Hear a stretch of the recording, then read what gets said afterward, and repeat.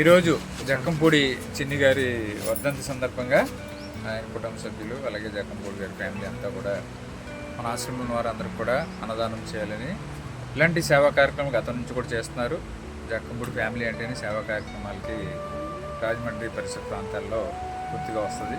కాబట్టి ఇలాంటి ఇంకా సేవా కార్యక్రమాలు ముందు ఇంకా కొనసాగించాలని అలాగే ఆయన ఆత్మకి శాంతి చేకూరాలని మనసారా కోరుకుంటూ వచ్చినటువంటి ఫ్యామిలీ సభ్యులందరికీ కూడా ఆశ్రమం తరపున ధన్యవాదాలు తెలియజేసుకుంటూ భోజన కార్యక్రమాన్ని మనం ప్రారంభించుకుంటాం.